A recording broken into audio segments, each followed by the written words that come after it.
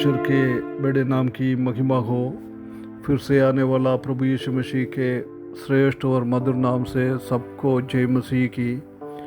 फिर से एक बार और ये सुबह के टाइम परमेश्वर का वचन के साथ थोड़ा सा मनन करने के लिए परमेश्वर हमसे क्या कहना चाहता है, आज का हमारा जीवन के लिए क्या परमेश्वर संदेश हमको दे रहा है, ये हम देखने के लिए आया है। परमेश्वर का पवित्र वचन बाइबल में ये परमेश्वर का वचन है। परमेश्वर हमसे क्या कहना चाहता है वो हर एक चीज़ से इसी में लिख के रखा हुआ है।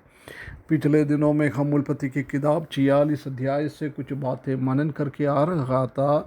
46 अध्याय में हम देख सकता है कि याकूब का सारे परिवार समेत मिस्र में आया है और याकूब और उसका परिवार मिस्र में आकर गोशेन देश में रहने के लिए तैयारी कर रहा है। इसी बातों को हम इस अध्याय में देख के आ रहा है। हम पिछले दिनों में उसी का 30 पद तक हमने देखा है। आज हम 31 पद से 34 पद तक देखेंगे। आज हमारा आखिरी ये अध्याय का पोर्शन है। उसी में हम देख सकता है कि उत्पत्ति की किताब 46 अध्याय 31 से 34 तक Joseph tells his family of the plan to ask for the area of Goshen. Joseph उन लोगों को एजुकेट कर रहा है, कहता है कि क्यों गोशेन देश के लिए फ़ारो से बात करना है, हमको क्यों चाहिए, ये बात को बताने के लिए जा रहा है। आइए हम उस पदों को एक बार पढ़ें। उत्पत्ति की किताब 46 अध्याय 31 से लेकर 34 तक। 31 पद पहले हम पढ़े।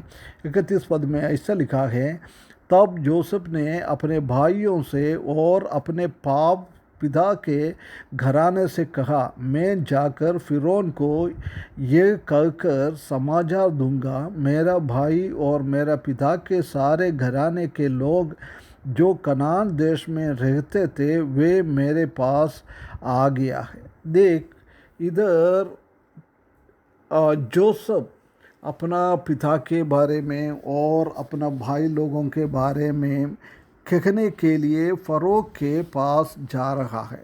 उसका मतलब ये उनका परिवार के लिए एक रिप्रेजेंटेटिव बनकर एक वकालत की अवस्था में वो जा रहा है पूरा परिवार के लिए। ये पूरा परिवार के बारे में उधर जाके बोलना है। ये सकुशल ये लोग सब पहुंच गया है। अभी उनका ज़रूरतों को फ़रो के सामने रखने के लिए जोसेफ जा रहा है। ये सेम ए पैटर्न हम प्रभु यीशु मसीह में हम देख सकता है। पूरी दुनिया को एक रिप्रेजेंटेटिव परमेश्वर के सामने दुनिया का हर एक लोगों को रिप्रेजेंटेट करने के लिए एक व्यक्ति है प्रभु यीशु मसीह। परमेश्वर का वचन में हम देख सकता है कि पृथ्वी के नीचे पूरा पृथ्वी पर, आसमान के नीचे पृथ्वी पर परमेश्वर और मनुष्य का बीच में एक ही मध्यस्थ है, वो प्रभु यीशु मसीह है।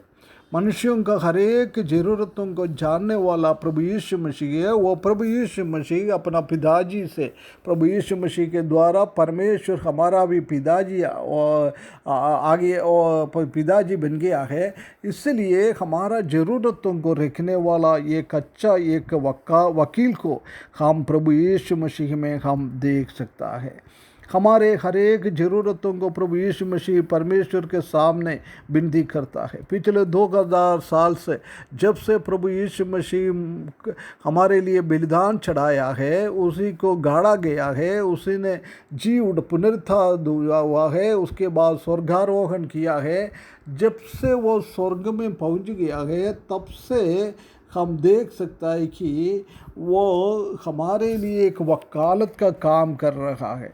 हमको पिता के सामने, परमेश्वर के सामने रोज़ हमारे लिए वो प्रार्थना कर रहा है।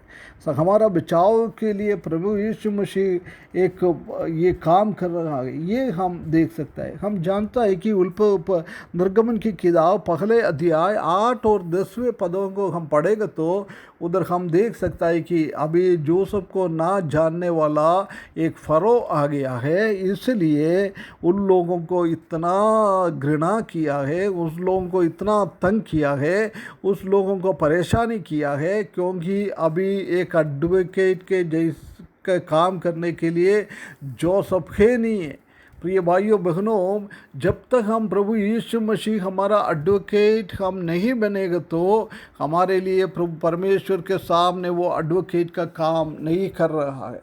जब हम प्रभु यीशु मसीह को अपना उद्धार करते के रूप में स्वीकारता है, उनके मृत्यु के द्वारा हमारा मृत्यु चला गया है, नरक से हमको बचा लिया है, ये जो कोई विश्वास करता है उनके लिए प्रभु यीशु मसीह एक वकालत के रूप में स्वर्ग में हमारे लिए वो काम कर रहा है। ये प्रभु यीशु मसीह को हम देख सकता है। वो प्रभु यीशु मसीह कल, आज और आने वाला दिनों में युगान युग वो एकता है, उसी में कोई भी चेंज नहीं होता है। हमेशा हमारे लिए वो ये वकालत का काम करता है। हम जानता है कि आजकल लोग प्रभु यीशु मसीह का माता मैरी के द्वारा और कई विशुद्ध लोगों के द्वारा एक रिप्रेजेंटेशन लेता है, परंतु ये सब गलत है। उसी में एक ही है, प्रभु यीशु मसीह। प्रभु यीशु मसीह के अलावा कोई भी है नहीं है हम स्वर्ग में पहुंचने के लिए। इसलिए हम वो प्रभु यीशु मसीह को अंगीकार कर पाए, उसको हमारा वकील बने, वो वकील जाके हमारे लिए परमेश्वर से हमेशा बात करते रहेंगे।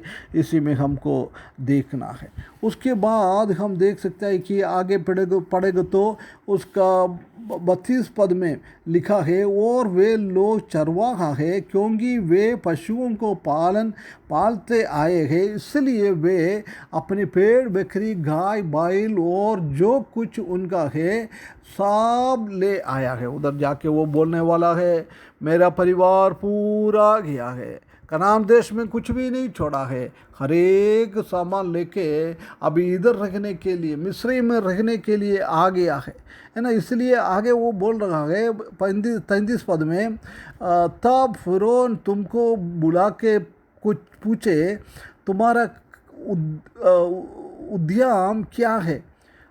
34 पद, तब वो ये कहना, तेरे दास लड़कपन से लेकर आज तक पशुओं को पालते आए हैं, वरन हमारे पूर्वज भी ऐसा ही करते थे, इससे तुम गोशेन देश में रहने पाओगे, क्योंकि सब चरवाहों से मिस्री के लोग घृणा करता है ना। इसलिए ये हम चरवाहा है, वो सुनकर उनको घृणा का अनुभव है, इसलिए वो मिस्र के बीच में रहने के लिए हमको नहीं बोलेगा। ये जोसेफ के परिवार है, इसलिए वो बिल्कुल मिस्र के बीच में रहने के लिए जगह देता था, परंतु ऐसी एक गाय बकरी को पालने वाला सुनकर तुमको बिल्कुल गोशेन देश में रहने के लिए दिएगा। ये ऐसा क्यों नहीं चाहता है जोसेफ उनके पास में, नहीं तो फरो के